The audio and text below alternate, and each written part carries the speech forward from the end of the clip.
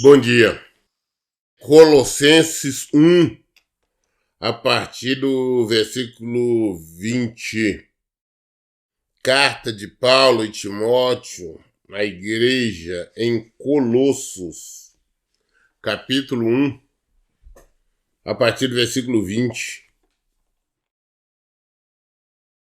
E por intermédio dele reconciliasse consigo todas as coisas, tanto as que estão na terra quanto que as que estão nos céus, estabelecendo a paz pelo seu sangue vertido na cruz.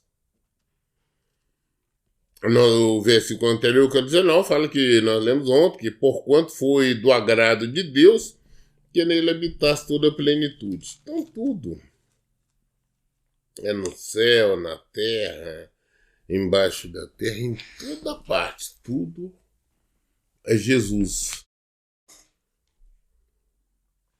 A partir do momento ali, quando ele morreu em obediência ao Pai, ele morreu para nos dar vida, ele morreu para nos salvar. A partir daí, tudo foi reconciliado nele, tudo a ele. Tudo. Ele tem toda a autoridade, todo o poder. Ele é o Senhor. No versículo 21 fala: e a vós outros também, que no passado eres estranhos, inimigos de Deus, conforme demonstrado pelas obras más que praticáveis. Agora, entretanto, ele vos reconciliou no corpo físico de Cristo, por meio da morte, para vos apresentar santos, inculpados e absolvidos de qualquer acusação diante dele, se de fato permaneceis na fé, alicerçados e firmes, sem vos afastar da esperança do evangelho que ouviste, e que está sendo pregado a todas as pessoas em todo o mundo, do qual eu, Paulo, me tornei ministro. Então o que ele está dizendo aqui a partir do versículo 22? Que tudo foi reconciliado no corpo físico de Cristo por meio da morte, para nos apresentar santos, inculpáveis, absolvidos de qualquer acusação diante dele.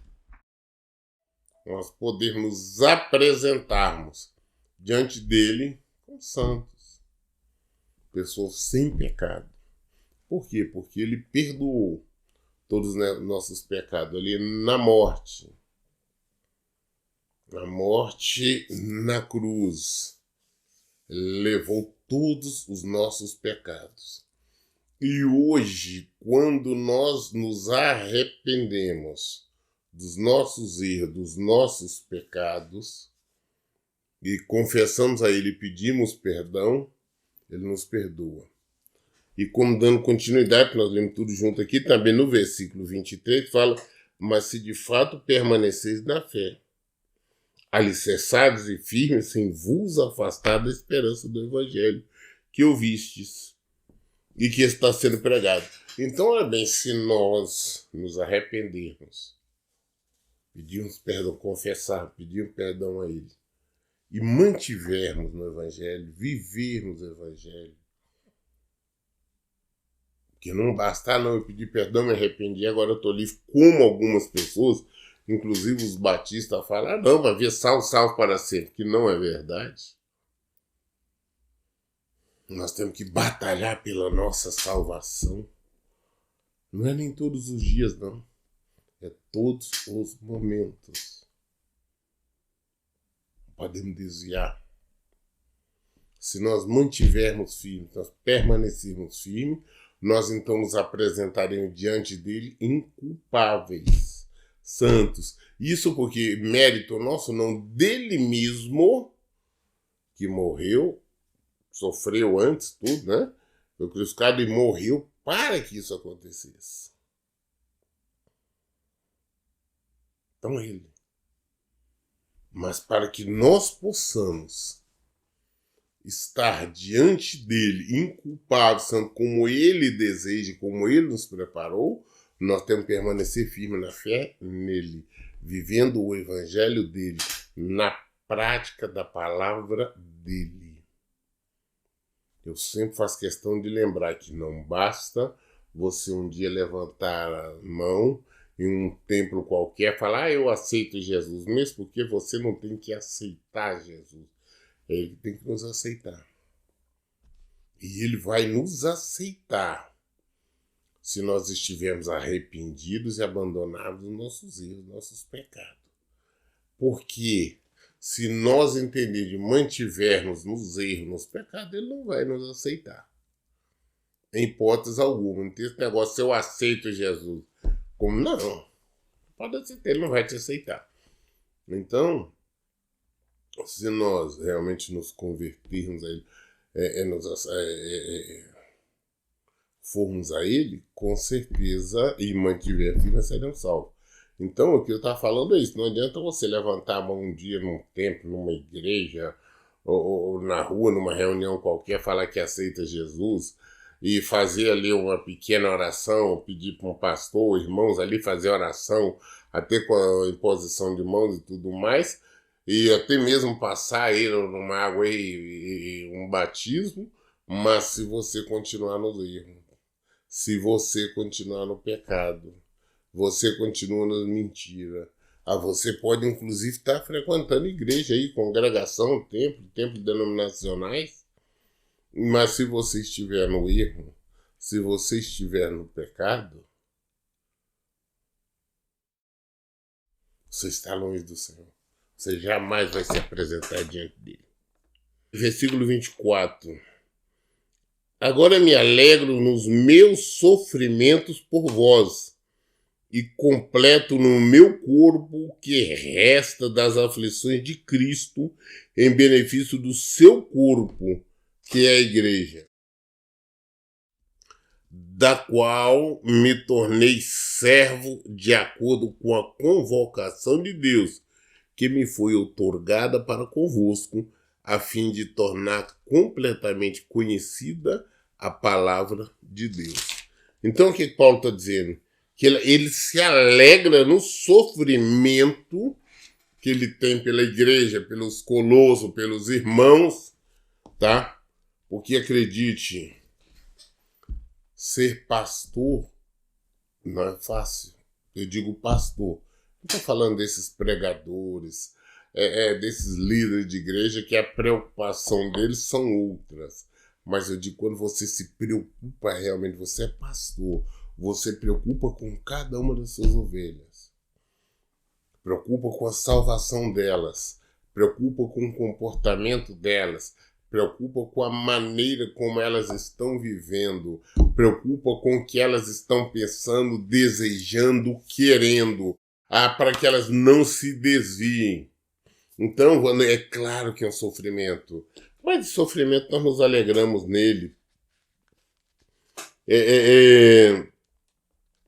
O que resta das aflições de Cristo em benefício do corpo de Cristo. Quem é que é o corpo de Cristo? É a igreja. Nós, todos vocês que realmente, ontem nós falamos sobre isso, que decidiram viver em conformidade com a palavra dele. E Paulo diz que ele se tornou o principal, ele que se tornou servo, né, da convocação de Deus. Da mesma forma eu falo, quando o Senhor um dia me chamou, me convocou, me tornei servo. Eu sou servo do reino, eu sou servo de Cristo. A minha função é servir. A minha função é essa. Sem nenhum outro interesse, é por isso que eu prego, que eu vivo, que eu ensino este evangelho. Doa quem doa, aceita quem quiser. Porque eu sou servo de Cristo. Para fim de que ele tornar completamente conhecida a palavra de Deus. O que? Versículo 26. Um mistério que esteja oculto durante séculos e gerações, mas agora foi revelado aos seus santos, a quem Deus, entre os que não são judeus, aprouve dar a conhecer as riquezas da glória deste ministério, isto é, Cristo em vós, a esperança da glória. Glória, para nós termos com a nossa função que a fim de tornar completamente conhecida a palavra de Deus. O mistério que esteve oculto durante todos esses anos, todas as gerações, mas que foi revelado ao santo. Qual santo? Aqueles que vivem em santidade, aqueles que vivem em santificação, aqueles que vivem na prática do evangelho.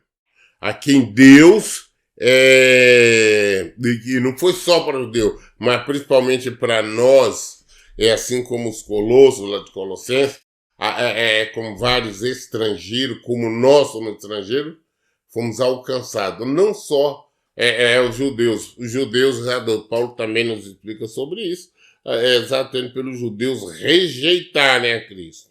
Nós fomos alcançados. E versículo 28 fala, a ele, portanto, proclamamos, aconselhando e ensinando a cada pessoa com toda a sabedoria, para que apresentemos todo homem perfeito em Cristo. E para cumprir este propósito, eu me esforço arduamente, lutando conforme o seu poder, que opera eficazmente em mim. Nós, assim como Paulo, nós lutamos, proclamamos, aconselhamos, ensinamos cada pessoa o Evangelho de Cristo.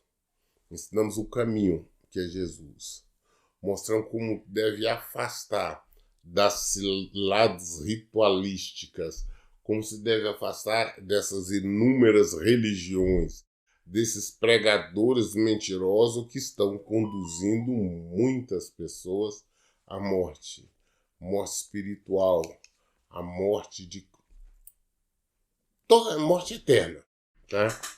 Então temos que tomar muito cuidado. Temos que tomar muito cuidado. Então, essa é a nossa função. Essa é a nossa preocupação. Pregar o Evangelho, ensinar a verdade, para que as pessoas possam ser salvas, para que as pessoas possam ter vida em Cristo. Essa é a nossa obrigação como servos. E para cumprir esse propósito, nós nos esforçamos arduamente. É isso que nós temos que fazer. Que a preocupação não é uma benção essa ou benção aquela. A preocupação é salvação.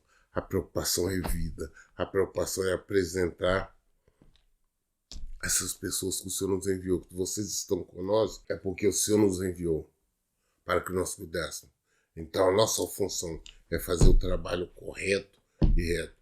É para que essas pessoas que o Senhor nos enviou para cuidar como ovelha, nós possamos encaminhar a Ele. Não encaminhar uma bênção aqui ou uma bênção acolá, mas encaminhar a Jesus. Amém? Nós concluímos aqui o capítulo 1 de Colossenses 1, né? Concluímos. E amanhã, querendo Deus, nós daremos início a partir de Colossenses capítulo 2, além do versículo 1.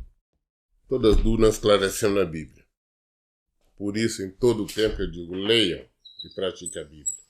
Deus abençoe. Tenham um bom dia.